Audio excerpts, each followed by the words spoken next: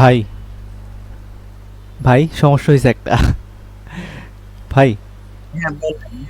এটা ভাই আমি আমার নিজের প্রোফাইল থেকে লাইভ করে ফেলছি ভাই। দুঃখিত। আমি আবার দিচ্ছি ভাই।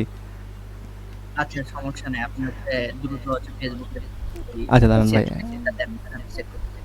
আচ্ছা ওকে ভাই, দাঁড়ান একটা মিনিট।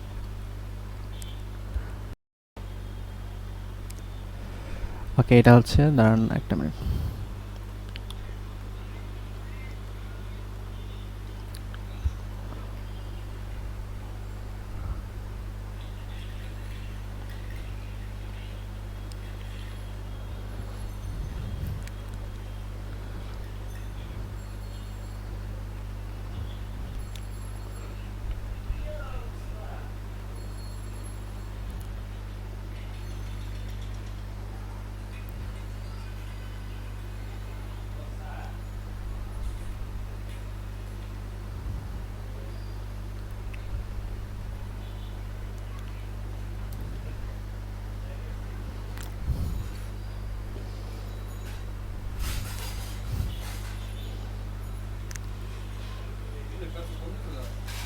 হুম, অফ হয়ে গেছে। তারা আবার অন হতেছে।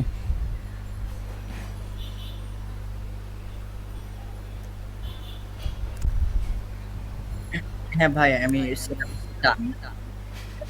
আচ্ছা, আমি এখানে ইন স্ট্রিম এখানে দিয়ে তো কি এখানে পিন না, আপনি ওই ফেসবুকে যান। ফেসবুকে যাব? আচ্ছা তাহলে গেলাম। লেখেন লেখেন লেখেন লেখেন। আচ্ছা ওকে ভাই।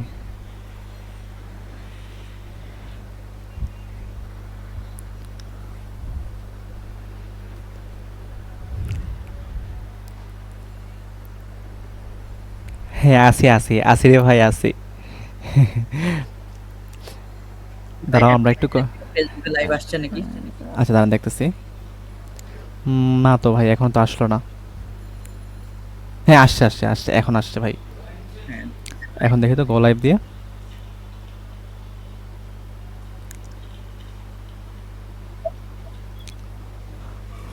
Live is starting. আচ্ছা আমরা ভাই সবাই একটু জয়েন হয়ে নিক, মনে হয় একটু সময় লাগবে, আমরা 2-3 মিনিট একটু ওয়েট করে ফেলি। হ্যাঁ হ্যাঁ। ভাই তাহলে ওই এক আছে যে যে পিকটা আছে, এই পিকটা একটু রেখে দেন ভাই আপাতত।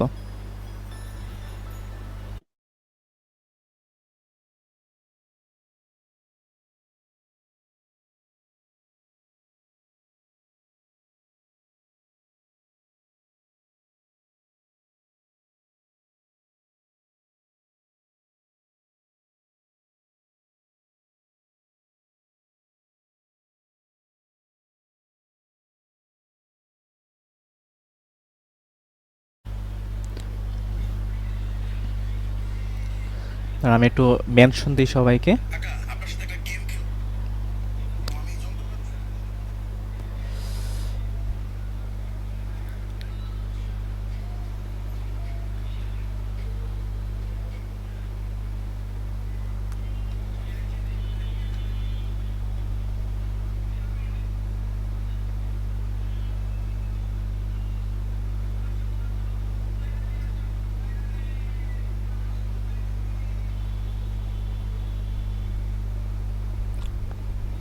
আচ্ছা, তো সবাই একটু ফার্স্ট জয়েন হোক, আমরা তারপর শুরু করি আস্তে আস্তে।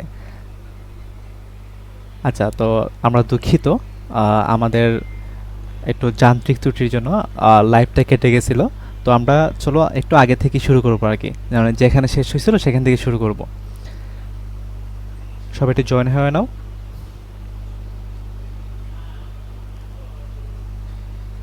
শাকিল ভাই, একটু এভরিওয়ান একটা কি কি কি করে দেন তো ভাইয়া। হ্যাঁ হ্যাঁ এটা এভরিওয়ান কমেন্ট করতে পারবেন? হ্যাঁ হ্যাঁ, করে দিছি আমি আমার সাথে join হচ্ছে। আচ্ছা আচ্ছা, ঠিক আছে ভাই। ওকে।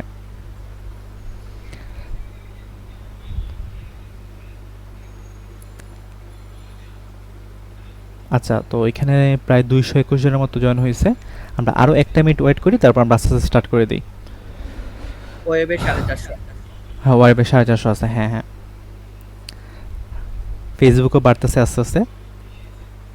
হ্যাঁ, স্টার্ট করবো, দাঁড়াও একটা মিনিট। আমরা যেহেতু লাইভ কেটে গেছিলাম, তো এখন তো সবাইকে একটু জয়েন হতে হবে, তাই না? সো আমরা একটু 1 মিনিটের মধ্যে আমরা স্টার্ট করছি। একটু ধৈর্য ধরো। আচ্ছা, তো তোমরা জানাও তো যে ক্লিয়ার শুনতে পাচ্ছ কিনা।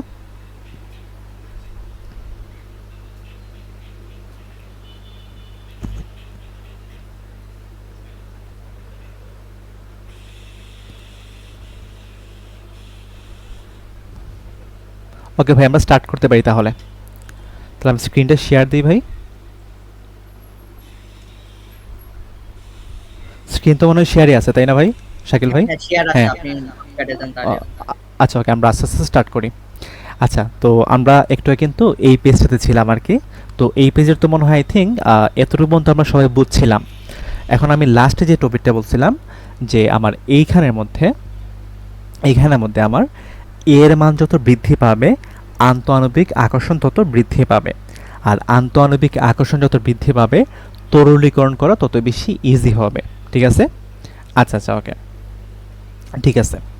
তো কি বলছি যে এর মান যত বৃদ্ধি পাবে আন্তঃআণবিক আকর্ষণ তত বৃদ্ধি পাবে এবং তরলীকরণ তত বৃদ্ধি হবে, বা তরলীকরণ করা তত বেশি ইজি হবে।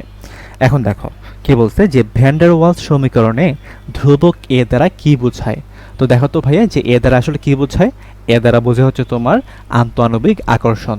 তার মানে আনসার কোনটা হবে? আনসার হবে তোমার বি। এটা কিন্তু রাবিতে আসছিল, মানে রাবিতে কিন্তু এই টাইপের কোশ্চেনগুলো রিপিট করে আর কি, মানে যেগুলো আমরা সবাই খুব একটা প্রায়োরিটি দেই না। হ্যাঁ, আচ্ছা ওকে। এখন বলছে যে হাইড্রোজেন, অক্সিজেন, নাইট্রোজেন, মিথেন এবং অ্যামোনিয়া এবং গ্যাসের এই গ্যাসগুলোর মধ্যে গতিবেগ সংক্রান্ত এর মান দেয়া আছে। তো এর মান হচ্ছে তোমার যথাক্রমে 0.24, 1.36, 1.36, 1.39, 2.25 এবং 4.17 atmosphere litre square mole inverse 2 হলে কোন গ্যাসটিকে সহজে তরলীকরণ করা যাবে। তো আমরা একটুকে দেখছিলাম যে এর মান যত বৃদ্ধি পাবে আমার তরলীকরণ করা তত বেশি ইজি হবে। এখন তুমি আমাকে বলো তো ভাইয়া যে এখানের মধ্যে কোনটার এর মান সবচেয়ে বেশি? NH3 এর মান হচ্ছে সবচেয়ে বেশি, NH3 এর মান হচ্ছে সবচেয়ে বেশি। তাহলে আনসার কোনটা হবে? যেহেতু NH3 এর মান বেশি, তার মানে তাকে আমরা ইজিলি তরলীকরণ করতে পারবো। তাহলে আনসার কোনটা হবে? আনসার হবে তোমার এ। দেখো যে এটা কিন্তু সাস্টে আসছিল, ঠিক আছে? খুবই ইম্পর্টেন্ট একটা কোয়েশ্চন কিন্তু। আচ্ছা ওকে, এখন বলছে যে কি অবস্থায় বাস্তব গ্যাস আদর্শ গ্যাস সমীকরণের অনুসরণ করে। তো দেখো তো ভাইয়া, বাস্তব গ্যাস আদর্শ গ্যাসের সমীকরণ অনুসরণ করবে কখন ভাইয়া বলো তো? এই যে আমরা একটু দেখছিলাম যে বাস্তব গ্যাস উচ্চ তাপমাত্রা ও নিম্ন চাপে বাস্তব গ্যাস আদর্শ গ্যাসের ন্যায় আচরণ করে। তো যেহেতু সে আদর্শ গ্যাসের ন্যায় আচরণ করবে, তার মানে কি সে আদর্শ গ্যাসের সমীকরণ মেনে চলবে। তার মানে আনসার কোনটা হবে? উচ্চ তাপমাত্রা ও নিম্নচাপ। তাহলে দেখো তো যে উচ্চ তাপমাত্রা ও নিম্নচাপ কোথায় আছে? অপশন নম্বর বিতে আছে। তার মানে উচ্চ তাপমাত্রা ও নিম্নচাপে বাস্তব গ্যাস আদর্শ গ্যাসে রূপান্তরিত হবে। আর আদর্শ গ্যাসে রূপান্তরিত হবে মানে কি? সেটা আদর্শ গ্যাসের সমীকরণ মেনে চলবে। ঠিক আছে? ওকে, এখন বলছে যে কি অবস্থায় আদর্শ গ্যাস বাস্তব গ্যাসের সমীকরণ অনুসরণ করে। ঠিক এর উল্টোটা হবে না? আমরা একটুকে দেখছি এর উল্টোটা হবে। তার মানে এখানে কি হবে? এখানে হবে তোমার নিম্ন তাপমাত্রা ও উচ্চ চাপ হবে, মানে ঠিক এর উল্টোটা আর কি, মানে আগেরটা ঠিক উল্টোটা। আগে কি ছিল? উচ্চ তাপমাত্রা ও নিম্ন চাপ, আর এখন কি হবে? নিম্ন তাপমাত্রা ও উচ্চ চাপ। ঠিক আছে? আচ্ছা ওকে, এখন বলছে যে সংকোচনশীলতা গুণাঙ্ক জেড হলে হিলিয়াম গ্যাসের ক্ষেত্রে কোনটি সঠিক। আচ্ছা, আমি কি বলছিলাম ভাইয়া বলতো যে একমাত্র হাইড্রোজেন এবং হিলিয়ামের ক্ষেত্রে তার জেটের মান কি হয়? জেটের মান হয় তোমার একের চেয়ে বড় হয়। আর বাকি যত গ্যাস আছে, বাকি সব গ্যাসের ক্ষেত্রে কি হয়েছিল ভাইয়া বলতো? বাকি গ্যাসের ক্ষেত্রে আমার জেটের মান কি ছিল? জেটের মান তোমার ছিল একের চেয়ে ছোট। তো হিলিয়ামের ক্ষেত্রে জেটের মান কি হবে? একের চেয়ে বড় হবে। তাহলে আনসার কোনটা হবে? আনসার হবে তোমার এ। ওকে, আচ্ছা, এখন বলছে যে কোন গ্যাসের অ্যামোগো বক্ররেখা সবচেয়ে কম বিচ্যুত হবে। আচ্ছা, তো অ্যামোগো বক্ররেখা বিচ্যুত হওয়ার ক্ষেত্রে তুমি মাথায় রাখবা যে আমার আণবিক ভর যত বৃদ্ধি পাবে বিচ্যুতি তত বেশি হবে। কে বলছে ভাইয়া বলো তো? যে আণবিক ভর যত বেশি হবে বিচ্যুতি তত বেশি হবে। বাট একটা পয়েন্ট আছে, পয়েন্টটা হচ্ছে তোমার যদি কখনো পোলার যৌগ থাকে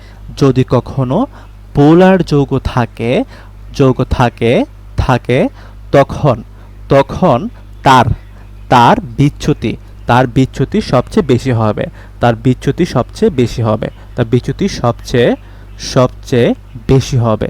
কি বলছি ভাইয়া বলো তো, যে আমার আণবিক ভর যত বৃদ্ধি পাবে বিচ্যুতি তত কম হবে, বিচ্যুতি তত বৃদ্ধি পাবে।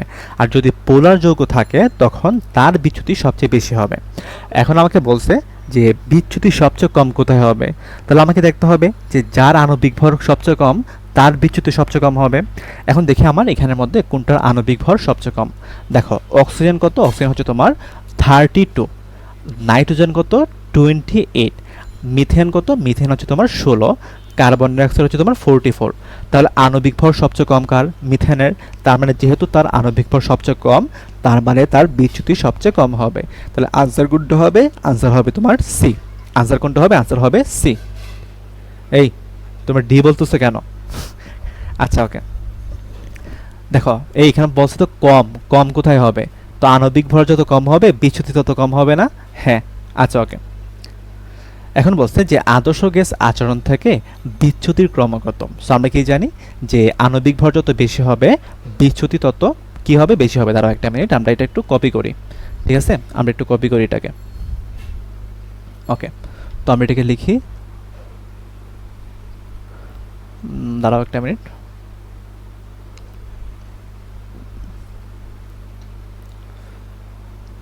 আচ্ছা ওকে, দেখো সো দেখো এখানে কি বলছি আমরা, যে আণবিক ভর যত বেশি হবে বিচ্যুতি তত বেশি হবে, আর যদি পোলার যৌগ থাকে তখন তার বিচ্যুতি সবচেয়ে বেশি হবে।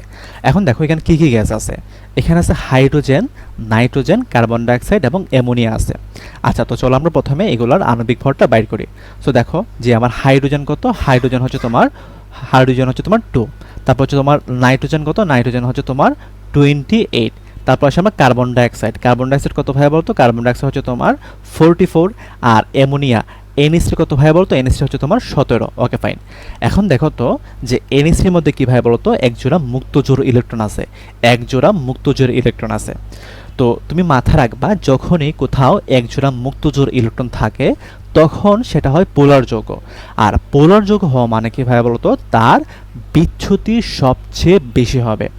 দেখো আমার এনএসি যেটা আছে এখানে কি আছে, মুক্তজোড় ইলেকট্রন আছে, আর মুক্তজোড় ইলেকট্রন আছে মানে কি ভাইয়া বলতো, সেটা পোলার যৌগ।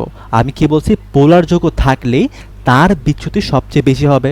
তাহলে দেখো তো এখানের মধ্যে আমার কোন অপশনটাতে এনএসি এর বিচ্যুতি সবচেয়ে বেশি, দেখো তো আমার এ অপশনে কি ভাইয়া বলতো বিচ্যুতি সবচেয়ে বেশি না এনএসি এর, তার মানে আনসার কোনটা হবে, আনসার হবে তোমার এ। আনসার কোনটা হবে, আনসার হবে এ। ঠিক আছে, এই তোমরা বি দেখাইতেছো কেন, এটা তো এ হবে তাই না? অ্যামোনিয়া তো তোমার পোলার যৌগ, আর পোলার যৌগ যদি হয় তখন কি তার বিচ্যুতি সবচেয়ে বেশি হয়। তো দেখো তো যে এখানে আমার অ্যামোনিয়া সবচেয়ে বেশি কোথায় আছে, আমার এই অপশনে আছে, তার মানে আনসার কোনটা হবে, আনসার হবে এ। ঠিক আছে, ওকে ওকে ওকে ফাইন। আচ্ছা এখন দেখি আমরা, এখন দেখো যে কোনটি আদর্শ গ্যাস। তো হাইড্রোজেন, অক্সিজেন, কার্বন ডাইঅক্সাইড, আমরা এই যে গ্যাসগুলো পড়ছি এতদিন বা গত ক্লাসে, সবগুলো কিন্তু বাস্তব গ্যাস ছিল, বাস্তব গ্যাস ছিল, কোনোটাই কিন্তু আদর্শ গ্যাস নয়। তার মানে আনসার কোনটা হবে, আনসার হবে ডি। মানে এই যে গ্যাসগুলো আছে সবগুলো গ্যাস কিন্তু বাস্তব গ্যাস, কোনোটাই কিন্তু আদর্শ গ্যাস না। তার মানে আদর্শ গ্যাস এখানে কী হবে ভাই বলতো, কোনোটি নয়। আচ্ছা, আর মাঝে মাঝে দেখবা কিছু কিছু কোশ্চেনের মধ্যে হিলিয়াম যেটা আছে না, হিলিয়াম আছে না, হিলিয়ামকে মাঝে মাঝে আদর্শ গ্যাস হিসেবে বিবেচনা করা হয় মাঝে মাঝে।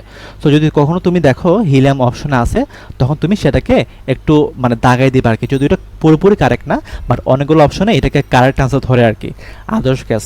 ঠিক আছে, ওকে হালকা লিখে দিই আমি, ঠিক আছে হালকা, ঠিক আছে ওকে। আচ্ছা ওকে, এখন চলো আমরা চলি নেক্সট কোয়েশনে। তো দেখো তো ভাইয়া যে আদর্শ গ্যাসের ক্ষেত্রে ডিডিভি অফ ই, এটা মান কত ছিল ভাইয়া বলতো, এটা মান ছিল তোমার 0 ছিল তাই না? ওই যে আমরা একটুকে দেখছিলাম যে আমরা যে লিখছিলাম ওই যে এখানে কী ছিল, দাঁড়াও একটা মিনিট, দেখো এখানে কী ছিল, ডিডিভি অফ ই এর মান কত ছিল, 0 ছিল।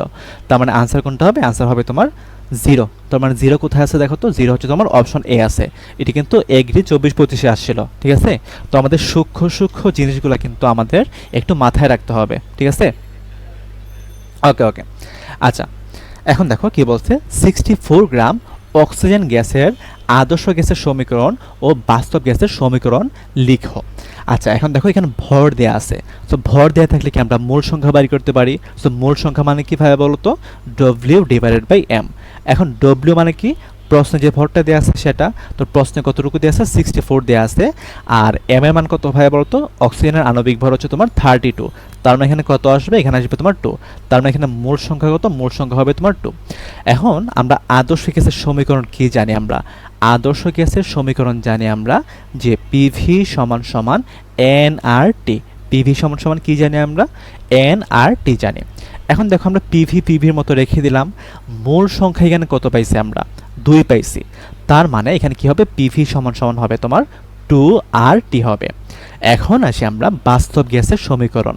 তো বাস্তব গ্যাসের সমীকরণ কি ছিল, ছিল হচ্ছে তোমার P plus N square A divided by V square into ছিল কি ভাই বলতো, ভি মাইনাস এন ভি সমান সমান ছিল এনআরটি, তাই না?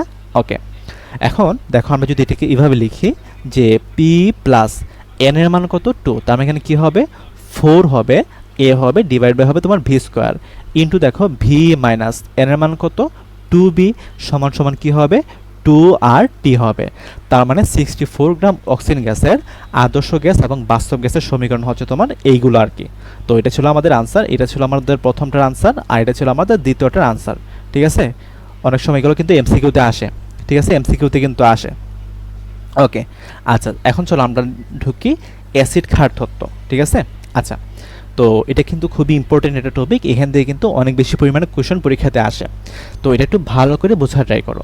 তো অ্যাসিড ক্ষার তত্ত্বের জন্য আমার 3টা টাইপের তথ্য আছে, একটা হচ্ছে তোমার আরহেনিয়াস তত্ত্ব, একটা হচ্ছে তোমার ব্রনস্টেড-লাউরি তত্ত্ব, আরটা হচ্ছে তোমার লুইস তত্ত্ব।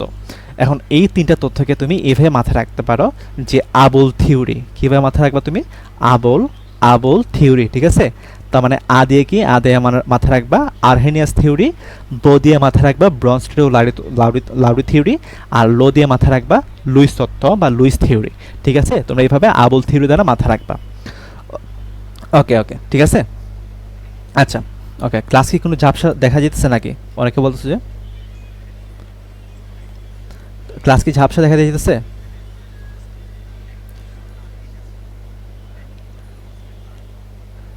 আচ্ছা আচ্ছা, ওকে ঠিক আছে। ওকে, এখন এসে আমরা আরহেনিয়াস তত্ত্ব। তো আরহেনিয়াস তত্ত্ব অনুযায়ী কী বলে যে যারা জলীয় দ্রবণে H+ দেয় তারা হচ্ছে অ্যাসিড, আর যারা জলীয় দ্রবণে OH- দেয় তারা হচ্ছে ক্ষার। কে বলছি ভাই বলো তো? আচ্ছা, তো যারা জলীয় দ্রবণে H+ দেয় তারা হচ্ছে অ্যাসিড, যারা জলীয় দ্রবণে OH- দেয় তারা হচ্ছে ক্ষার। যেমন আমি তোমাকে যদি বলি, দেখো ধরো আমি নিলাম HCl, নিলাম কি নিলাম, আমি HCl নিলাম। ওকে, এখন দেখো যে HCl যখন আমি নিব তখন সে জলীয় দ্রবণে কি তৈরি করে, H+ তৈরি করে এবং সে Cl- তৈরি করে। সো যেহেতু তোমার HCl জলীয় দ্রবণে H+ তৈরি করছে, তার মানে HClটা কি হবে, HClটা তোমার একটা অ্যাসিড হবে। ধরো আমি এখানে নিলাম যে সোডিয়াম হাইড্রোক্সাইড নিলাম, এখন সোডিয়াম হাইড্রোক্সাইড কি করবে জলীয় দ্রবণে, সোডিয়াম প্লাস এবং OH- তৈরি করবে। তো যেহেতু সে জলীয় দ্রবণে OH- তৈরি করছে, তার মানে আমরা তাকে কি বলবো, তাকে আমরা বলবো ক্ষার বা বেস। ঠিক আছে, ওকে, এটা ছিল আমাদের আরহেনিয়াস তত্ত্বের থিওরি। এখন সবচেয়ে ইম্পর্টেন্ট যে জিনিসটা হচ্ছে সেটা হচ্ছে তোমার ব্রনস্টেড-লাউরি থিওরি। ঠিক আছে, এটা হচ্ছে খুবই ইম্পর্টেন্ট। ঠিক আছে, আচ্ছা তোমরা একটু সবাই এই জিনিসটা একটু বোঝার ট্রাই করো। ওকে ওকে, এখন দেখো যে ব্রনস্টেড-লাউরি তত্ত্ব অনুযায়ী কী বলে যে যারা H+ দান করে তারা হচ্ছে অ্যাসিড, যারা H+ দান করে তারা হচ্ছে অ্যাসিড, আর যারা H+ গ্রহণ করে তারা হচ্ছে ক্ষার। যেমন ধরো ঠিক একইভাবে আমরা নিলাম যে HCl নিলাম, HCl কি করলো, সে জলীয় দ্রবণে তোমার H+ দিল, আর কি দিল ভাই বলতো, Cl দিল। ওকে ফাইন, তো যেহেতু সে H+ সে দান করতে পারছে, তার মানে সে কি হবে, সে তোমার একটা অ্যাসিড হবে। অপরদিকে ধরো আমরা একটা যৌগ নিলাম যে NH3 নিলাম ধরো সাপোজ, এখন NH3 বা অ্যামোনিয়ার কি থাকে, একজোড়া মুক্তজোড় ইলেকট্রন থাকে। এখন এই মুক্তজোড় ইলেকট্রন কি সে কি ভাই বলতো একটা প্রোটনকে দিতে পারবে না, কারণ প্রোটনের কিন্তু কোনো ইলেকট্রন নাই। সো যখন NH3 একটা H+ সাথে যুক্ত হবে তখন এখানে কি উৎপন্ন হবে, NH4+ তৈরি হবে। এখন দেখো যেহেতু অ্যামোনিয়া একটা প্রোটন গ্রহণ করছে, তাই অ্যামোনিয়াকে আমরা কি বলবো, একটা বেস বলবো। ঠিক আছে, তার মানে যারা H+ দান করে তারা হচ্ছে তোমার অ্যাসিড, যারা H+ গ্রহণ করে তাদেরকে আমরা কি বলবো, বেস বলবো। ঠিক আছে, ওকে ওকে, আচ্ছা এখন চলো আমরা ঢুকি যে কোনটি ব্রনস্টেড-লাউরি অনুযায়ী অ্যাসিড। আচ্ছা ফাইন, তো ব্রনস্টেড-লাউরি অনুযায়ী অ্যাসিড কারা ভাইয়া বলো তো? যারা হচ্ছে তোমার যারা এইচ প্লাস ত্যাগ করে বা এইচ প্লাস দান করে, এইচ প্লাস দান করে। ওকে, এখন তুমি আমাকে বলো তো ভাইয়া যে ওইচ মাইনাস সে কি কোনো এইচ প্লাস দান করতে পারবে? সে তো কোনো এইচ প্লাস দান করতে পারবে না। পিএইচ3ও কিন্তু কোনো এইচ প্লাস দান করতে পারবে না। CO2 3 বা CO3 2 মাইনাসও কিন্তু কোনো এইচ প্লাস দান করতে পারবে না। বাট দেখো এই যে NH4 প্লাস আছে, NH4 প্লাস যখন সে একটা প্রোটন ত্যাগ করতে পারবে তখন সেটাকে আমরা কী বলবো? সেখানে কী উৎপন্ন হবে? তোমার NH3 উৎপন্ন হবে। তো দেখো যেহেতু NH4 প্লাস একটা প্রোটন ত্যাগ করছে, তার মানে NH4 প্লাস কী হবে? একটা অ্যাসিড হবে। কারণ আমরা জানি যে যারা H প্লাস দান করে তাদেরকে আমরা কী বলি? তাদেরকে আমরা অ্যাসিড বলি। তাহলে আনসার কোনটা হবে? আনসার হবে তোমার ডি। আনসার কোনটা হবে? আনসার হবে ডি। ওকে ওকে ওকে ফাইন। এখন আসি আমরা অণুবন্ধী অ্যাসিড এবং ক্ষার কি। আচ্ছা, তো তোমরা এটা খুব মনোযোগ দিয়ে বোঝার ট্রাই করো। দেখো, তো তুমি মাথায় রাখবা যে অ্যাসিড যখন একটা প্রোটন ত্যাগ করে, অ্যাসিড যখন একটা প্রোটন ত্যাগ করে তখন যেটা উৎপন্ন হয় সেটাকে আমরা বলি ওই অ্যাসিডের অণুবন্ধী ক্ষার। কি বলি আমরা? সেটাকে অণুবন্ধী ক্ষার বলি। আমি আবার বলি, অ্যাসিড যখন একটা প্রোটন ত্যাগ করে, প্রোটন ত্যাগ করার ফলে যেটা উৎপন্ন হয় সেটাকে আমরা বলি ওই অ্যাসিডের অণুবন্ধী ক্ষার। ঠিক একইভাবে বেস কী করে ভাইয়া বলো তো? বেস হচ্ছে তোমার প্রোটন গ্রহণ করে। তো যখন বেস একটা প্রোটন গ্রহণ করে সে যেটা উৎপন্ন করবে সেটাকে আমরা বলবো ওই বেজের অনুবন্ধী অ্যাসিড, মানে ওই ক্ষারের অনুবন্ধী কি বলবো? অনুবন্ধী অ্যাসিড বলবো। ঠিক আছে? আচ্ছা, মানে অ্যাসিড যখন প্রোটন ত্যাগ করে যেটা উৎপন্ন করে সেটাকে আমরা বলবো ওই অ্যাসিডের অনুবন্ধী ক্ষার। ক্ষার যখন প্রোটন গ্রহণ করে মানে যেটা উৎপন্ন করবে সেটাকে আমরা বলবো ওই ক্ষারের অনুবন্ধী অ্যাসিড। ঠিক আছে? ওকে ওকে আচ্ছা ওকে, এখন দেখো, তো দেখো এখানে কি আছে ভাই বলতো? ACl আছে। ওকে, এখন ধরো ACl কি করো? সে একটা H প্লাস ত্যাগ করলো। H প্লাস ত্যাগ করে এখানে সে কি করলো ভাই বলতো? Cl মাইনাস তৈরি করলো। তাহলে দেখো যে এই যে Cl মাইনাসটা আছে, Cl মাইনাসটা কি হবে? ওই HCl এর অনুবন্ধী ক্ষার হবে। ঠিক একইভাবে HCl যখন একটা H প্লাস ত্যাগ করে যখন সে তোমার Cn মাইনাস হবে, এই Cn মাইনাসকে আমরা বলবো ওই অ্যাসিডের অনুবন্ধী ক্ষার। ঠিক একইভাবে H2SO4 যখন একটা H প্লাস ত্যাগ করে যখন সে HSO4 মাইনাস তৈরি করবে তখন এটাকে আমরা বলবো H2SO4 এর অনুবন্ধী ক্ষার। ঠিক আছে? ওকে, আবার দেখো HSO4 মাইনাস যখন একটা প্রোটন ত্যাগ করার পর যখন সে SO4 2 মাইনাস তৈরি করবে তখন ওইটাকে আমরা বলবো HSO4 মাইনাসের অনুবন্ধী ক্ষার। আচ্ছা ফাইন, এখন দেখো যে এটা অ্যামোনিয়া। ঠিক আছে? অ্যামোনিয়া যখন একটা H প্লাসের সাথে যুক্ত হয়ে যখন সে NH4 প্লাস তৈরি করবে, মানে দেখো একটা বেস কী করছে ভাই বলতো? একটা প্রোটন গ্রহণ করে যেটা উৎপন্ন হয়েছে ওইটাকে আমরা কী বলবো? ওই ক্ষারের অনুবন্ধী অ্যাসিড বলবো। ঠিক একইভাবে পানি যখন একটা H প্লাস গ্রহণ করে সে তোমার H3O প্লাস তৈরি করবে তখন সেটাকে আমরা কী বলবো? সেটাকে আমরা বলবো ওইটার অনুবন্ধী অ্যাসিড। ঠিক একইভাবে Cl মাইনাস যখন একটা H প্লাস গ্রহণ করে সে তোমার HCl হবে তখন আমরা HClকে বলবো Cl মাইনাসের অনুবন্ধী অ্যাসিড। ঠিক একইভাবে SO4 2 মাইনাস যখন H প্লাস গ্রহণ করে যখন সে তোমার HSO4 মাইনাস হবে তখন সেটাকে আমরা বলবো ওইটার অনুবন্ধী অ্যাসিড। ঠিক একইভাবে HSO4 মাইনাস যখন তোমার H প্লাস গ্রহণ করে তোমার H2SO4 তৈরি করবে তখন সেটাকে আমরা কি বলবো? ওইটার অনুবন্ধী অ্যাসিড বলবো। ঠিক আছে? ওকে ওকে আচ্ছা, তোমরা অযথা কমেন্ট কেন করতেছো? তোমরা ক্লাস ভালো না লাগলে ক্লাস থেকে বের হয়ে যাও, কোনো সমস্যা নাই, তোমাদেরকে কিন্তু কেউ বাধ্য করে নাই। ঠিক আছে? অযথা কমেন্ট কেউ করবে না। আচ্ছা, এখন একটা জিনিস খেয়াল করো, এই যে HSO4 মাইনাস আছে, HSO4 মাইনাস দেখো একবার সে প্রোটন ত্যাগ করছে। সো প্রোটন ত্যাগ করছে মানে কি? সে অ্যাসিড। আবার দেখো HSO4 মাইনাস আবার কি করছে? প্রোটন গ্রহণ করছে। তো যেহেতু সে প্রোটন গ্রহণ করছে তার মানে সেটাকে আমরা কি বলবো? ক্ষার বলবো। তাহলে দেখো HSO4 মাইনাস কি করছে ভাই বলতো? একই সাথে সে প্রোটন গ্রহণ করছে, প্রোটন ত্যাগ করছে। তো যেহেতু প্রোটন গ্রহণ করছে, প্রোটন ত্যাগ করছে, তার মানে সেটাকে আমরা বলবো উভধর্মী পদার্থ। কি বলবো আমরা? উভধর্মী পদার্থ বলবো। ঠিক আছে? ওকে আচ্ছা ওকে আচ্ছা, ক্লাস কি মাঝে মাঝে আটকে যায়? ক্লাস কি মাঝে মাঝে আটকে যাচ্ছে নাকি একটু জানাও তো। আচ্ছা, এখন বলছে যে নিচের কোনটি অনুবন্ধী অম্ল ক্ষারক। অনুবন্ধী অম্ল ক্ষারক মানে এটা দ্বারা কি বুঝাইছে, এটা দ্বারা বুঝাইছে একটা অ্যাসিড থাকবে এবং তার সাথে একটা অনুবন্ধী ক্ষার থাকবে। এখন দেখো তো এখানের মধ্যে আমার কোথায় অ্যাসিড আছে এবং সেই অ্যাসিডের অনুবন্ধী ক্ষার আছে। দেখো তো বি নাম্বার অপশনে যে আমার H2SO4, H2SO4 যখন সে একটা প্রোটন ত্যাগ করছে, প্রোটন ত্যাগ করে কি উৎপন্ন হয়েছে তোমার HSO4 মাইনাস হয়েছে। তার মানে এটাকে আমরা কি বলবো, ওই অ্যাসিডের অনুবন্ধী ক্ষার বলবো। তাহলে দেখো H2SO4 আছে এবং HSO4 মাইনাস আছে, তার মানে দেখো একটা অ্যাসিড আছে এবং ওই অ্যাসিডের অনুবন্ধী ক্ষার আছে। তার মানে দেখো তো এই অপশনটা কোথায় আছে ভাই বলতো, বিতে আছে। তার মানে আনসার কোনটা হবে, আনসার হবে তোমার বি। ঠিক আছে, আনসার কোনটা হবে, আনসার হবে বি। ঠিক আছে, ওকে ওকে। আচ্ছা, এখন তোমাকে বলছে যে নিচের কোনটি উভধর্মী যৌগ নয়। তো উভধর্মী যৌগ নয় মানে কি ভাবে বলতো, সে তোমার প্রোটন গ্রহণ এবং ত্যাগ দুইটাই একসাথে করতে পারবে না। ঠিক আছে, দেখো পানির ক্ষেত্রে দেখো, আমি একটু ভেঙে ভেঙে কি দেখাবো। আচ্ছা, ভেঙে ভেঙে দেখাই। দেখো পানির ক্ষেত্রে দেখো, পানি কি করতে পারে ভাইয়া বলতো, পানি সে একটা প্রোটন গ্রহণ করে সে তোমার H3O+ হইতে পারে। ঠিক আছে, H3O+ হইতে পারে। আবার পানি কি একটা H+ ত্যাগ করে তোমার, সে OH- হইতে পারে। ঠিক আছে, বাট দেখো HNO2 যেটা আছে, HNO2 সে তোমার একটা প্রোটন ত্যাগ করে সে তোমার NO2- হইতে পারে। বাট HNO2 যেটা আছে, HNO2 সে কখনো H+ সে গ্রহণ করতে পারে না। সে H+ গ্রহণ করে তোমার H2NO2 হইতে পারে না। সো যেহেতু সে শুধুমাত্র প্রোটন ত্যাগ করছে কিন্তু প্রোটন গ্রহণ করে নাই, তার মানে সেটা উভধর্মী যৌগ না। বাট তুমি এটাকে তো দেখো, সে কিন্তু H+ ত্যাগও করতে পারে, H+ গ্রহণও করতে পারে। এইটাও H+ ত্যাগ করতে পারে, আবার H+ গ্রহণও করতে পারে। সো এই জন্য আমার HNO2 যেটা আছে সেটা তোমার উভধর্মী যৌগ হবে না। ঠিক আছে,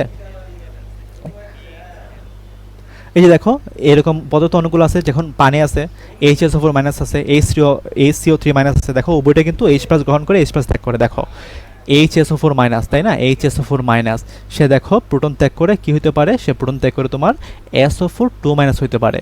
আবার HSO4- যেটা আছে এটা তোমার কি করতে পারে, H+ গ্রহণ করে সে তোমার H2SO4 হইতে পারে।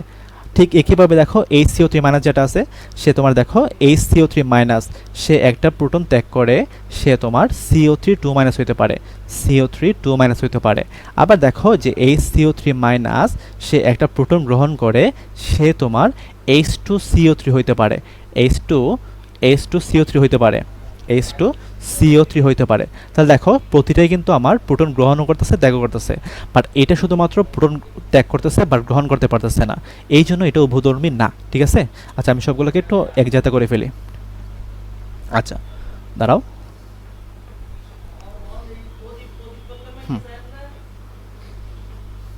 ওকে। তাহলে দেখো যে আমার আনসার কোনটা হবে, আনসার হবে এখানে বি। ঠিক আছে, ওকে ওকে। আচ্ছা, এখন বলছে যে কোনটির প্রোটন আসক্তি সবচেয়ে বেশি। আচ্ছা ফাইন, দেখো যে এখানের মধ্যে কিন্তু প্রতিটা কিন্তু মুক্তজোড় ইলেকট্রন আছে। বাট তুমি মাথায় রাখবা যে এখানে দেখো কি আছে, অক্সিজেন আছে, কেন্দ্রীয় পরমাণু অক্সিজেন আছে, সালফার আছে, নাইট্রোজেন আছে, ফসফরাস আছে। তো এর মধ্যে কার আকার সবচেয়ে ছোট, নাইট্রোজেনের আকার সবচেয়ে ছোট। দেখো নাইট্রোজেন যেটা আছে, নাইট্রোজেনের তোমার আকার সবচেয়ে ছোট, নাইট্রোজেনের আকার সবচেয়ে ছোট। দাঁড়াও একটা মিনিট, সবাই একটু দাঁড়াও। ওকে, তো নাইট্রোজেনের আকার কিন্তু সবচেয়ে ছোট, আর আকার যত ছোট হবে ইলেকট্রনের ঘনত্ব তত বেশি হবে। কি হবে ভাইয়া বলো তো, ইলেকট্রনের ঘনত্ব তত বেশি হবে। এখন তুমি আমাকে বলো তো ভাইয়া, যে ইলেকট্রনের ঘনত্ব যদি বেশি হয় তার মানে কি ভাইয়া বলতো, সেখানের মধ্যে কি নেগেটিভ চার্জ অনেক বেশি আছে। এখন দেখো প্রোটন, প্রোটন মানে কি ভাই বলতো, প্রোটন মানে হচ্ছে তোমার H+। তো H+ মানে কি, সেখানে কি আছে, পজিটিভ চার্জ আছে। এখন যেহেতু আমার নাইট্রোজেনের মধ্যে নেগেটিভ চার্জ অনেক বেশি আছে, তার মানে সে কি পজিটিভ চার্জকে কি ইজিলি সে আকর্ষণ করতে পারবে। তার মানে আনসার কোনটা হবে, আনসার হবে তোমার NH3। কেন NH3 হবে, যেহেতু নাইট্রোজেনের আকার সবচেয়ে ছোট তাই তার ইলেকট্রনের ঘনত্ব অনেক বেশি। আর ইলেকট্রনের ঘনত্ব অনেক বেশি মানে কি, তার চার্জ অনেক বেশি, মানে নেগেটিভ চার্জ অনেক বেশি। আর নেগেটিভ চার্জ বেশি মানে সে তোমার পজিটিভ চার্জকে ইজিলি সে আকর্ষণ করতে পারবে। তার মানে আনসার কোনটা হবে, আনসার হবে সি। ঠিক আছে, ওকে।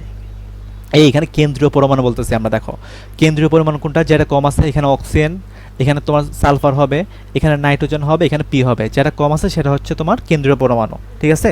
ওকে, হাইড্রোজেন হবে না। আচ্ছা, তো এখন দেখো যে মোস্ট ইম্পর্টেন্ট কোয়েশ্চন, এটা কিন্তু ঢাবিতে আসলো, এটা কিন্তু অনেকে ভুল করে দিয়ে আসছিল, তাই না? আচ্ছা, তো দেখো এখানের মধ্যে যে কি বলছে, যে এই বিক্রিয়ার ক্ষেত্রে CO3 2- আয়ন কি হিসেবে কাজ করে। আচ্ছা, দেখো এখানে কিন্তু এই যে বিক্রিয়াটা দিছে না, এই বিক্রিয়াটা কিন্তু তোমাকে ধান্দা লাগানোর জন্য দিছে। দেখো এখন তুমি আমাকে বলো তো ভাইয়া, যে CO3 2- সে কি ভাই বলো তো, CO3 2- দেখো CO3 2- সে কি একটা H+ গ্রহণ করতে পারে না? সো যে যদি H+ গ্রহণ করে, তার মানে সে কি উৎপন্ন করবে, HCO3- তৈরি করবে। বাট তুমি আমাকে বলো ভাইয়া, যে CO3 2- যেটা আছে, সে কি কখনো প্রোটন ত্যাগ করতে পারবে? সে কিন্তু কখনো প্রোটন ত্যাগ করতে পারবে না। কেন পারবে না? কারণ এখানে কি কোনো H আছে? কোনো H নাই, তার মানে সে কোনো H সে ত্যাগ করতে পারবে না। সো যেহেতু সে প্রোটন গ্রহণ করছে, তার মানে তাকে আমরা কে বলবো? তাকে আমরা বলবো ক্ষার, ঠিক আছে? তার মানে তাকে আমরা কে বলবো? তাকে আমরা বলবো ক্ষার। ওকে, আচ্ছা, আর তুমি যদি বলো জারক বিজারক কি হবে না, দেখো তুমি যদি প্রতিটা পরমাণুর জারণ মান বের করো, তুমি দেখবে প্রতিটা পরমাণুর জারণ মান কিন্তু সেমই থাকতেছে। তো প্রতিটা পরমাণুর জারণ মান যদি সেম থাকে, তাহলে সেটা কি কখনো জারণ বিজারণ হয়? সেটা তো জারণ বিজারণ হয় না। আর জারণ বিজারণ হয় না মানে এখানে কোনো জারক বিজারক আমরা পাবো না। তুমি প্রতিটা পরমাণুর চার্জ সংখ্যা বাইর করবা, বাইর করার পর দেখবা যে আমার বিক্রিয়ক এবং উৎপাদের মধ্যে চার্জ সংখ্যা একই থাকে। আর চার্জ সংখ্যা যদি একই থাকে, তার মানে সেখানে কোনো জারণ বিজারণ হয় না। আর জারণ বিজারণ হয় না মানে সেখানে আমরা জারক বিজারক পাবো না। তার মানে দেখো একটি অপশন, যে CO3 2- সে একটা প্রোটন গ্রহণ করতে পারে। তো যেহেতু সে প্রোটন গ্রহণ করছে, তার মানে ব্রনস্টেড লাউরির মতবাদ অনুযায়ী সেটা হচ্ছে তোমার একটা ক্ষার। তার মানে আনসার কোনটা হবে? আনসার হবে তোমার ডি, ঠিক আছে? ওকে, এটা কিন্তু ঢাবিতে অনেকে ধরতে পারছিল না, ঠিক আছে? এটা কিন্তু অনেকে ভুল করছিল বা অনেকে ধরতে পারছিল না। তো আশা করি এই জিনিসগুলো আর ভুলবা না তোমরা। ওকে, এখন এসে আমরা লুইস তত্ত্ব। তো লুইস তত্ত্বের ক্ষেত্রে কি বলছে, যে যারা যারা মুক্তজোড় ইলেকট্রন গ্রহণ করে তাদেরকে আমরা বলি অ্যাসিড। যেমন দেখো যে মুক্তজোড় ইলেকট্রন কারা গ্রহণ করবে? যাদের কেন্দ্র মানে যেসব কেন্দ্রীয় পরমাণুর মধ্যে অষ্টক পূরণ হয় না। আমি একটু বুঝাই তোমাদেরকে। দেখো ধরো আমি তোমাকে বললাম যে AlCl3, তাই না? AlCl3 বললাম। তারপরে অ্যালুমিনিয়ামের সাথে কি আছে ভাইয়া বলতো? 3টা ক্লোরিন আছে। এইখানে একটা ক্লোরিন আছে, এইখানে একটা ক্লোরিন আছে, এইখানে একটা ক্লোরিন আছে। এখন দেখো যে অ্যালুমিনিয়ামের ক্ষেত্রে দেখো তো ভাইয়া, যে এখানে কি অ্যালুমিনিয়াম, আচ্ছা আমি এটা অন্য কালার ইউজ করি। দেখো এখানে কিন্তু অ্যালুমিনিয়ামের একটা ইলেকট্রন আছে, এখানে অ্যালুমিনিয়ামের একটা ইলেকট্রন আছে, এখানে অ্যালুমিনিয়ামের একটা ইলেকট্রন আছে। আবার দেখো যে আমার এখানের মধ্যে একটা ক্লোরিনের ইলেকট্রন আছে, এইখানের মধ্যে ক্লোরিনের একটা ইলেকট্রন আছে, এইখানে কিন্তু ক্লোরিনের একটা ইলেকট্রন আছে। এখন দেখো যে অ্যালুমিনিয়াম যেটা আছে, তার শেষ কক্ষপথে ইলেকট্রন কয়টা আছে? দেখো অ্যালুমিনিয়াম যেটা আছে, অ্যালুমিনিয়ামের ইলেকট্রন বিন্যাস কীভাবে বলতো? অ্যালুমিনিয়ামের ইলেকট্রন বিন্যাস হচ্ছে তোমার 2 8 3। তার মানে তার শেষ কক্ষপথে কয়টা ইলেকট্রন আছে? 3টা আছে। তাহলে দেখো যে 3টা সে কী করছে? বন্ধনে অংশগ্রহণ করছে। তো তার কি আর কোনো ইলেকট্রন আছে? তার কিন্তু আর কোনো ইলেকট্রন নাই, তার আর কোনো ইলেকট্রন নাই, ঠিক আছে? ওকে ওকে, আচ্ছা, তো এখন দেখো তো ভাইয়া, যে অ্যালুমিনিয়াম যখন ইলেকট্রন শেয়ার করছে, তখন অ্যালুমিনিয়ামের ইলেকট্রন কটা হয়েছে ভাইয়া বলতো? এখানে 2টা, এখানে 2টা, এখানে 2টা, মোট কয়টা হয়েছে? মোট হয়েছে তোমার 6টা। এখন প্রতিটা পরমাণু কি চায়? তার শেষ কক্ষপথে 8টা ইলেকট্রন লাভ করতে। বাট এখানে কি 8টা আছে? 8টা নাই। তার মানে যেহেতু এখানের মধ্যে 8টা নাই, তার মানে সে কীভাবে বলতো? এক জোড়া মুক্তজোড় ইলেকট্রন গ্রহণ করতে পারবে। তো যেহেতু AlCl3 এক জোড়া মুক্তজোড় ইলেকট্রন গ্রহণ করতে পারবে, এই জন্য AlCl3 হচ্ছে তোমার একটা লুইস অ্যাসিড। ঠিক একইভাবে যদি তুমি না বোঝো, আমি এটাকে একটু দেখাই। দেখো BeCl2। তো দেখো বেরিলিয়াম এখানে আছে, এখানে কি আছে ভাইয়া বলতো? এখানে একটা ক্লোরিন আছে, এখানে আমাদের একটা ক্লোরিন আছে, তাই না?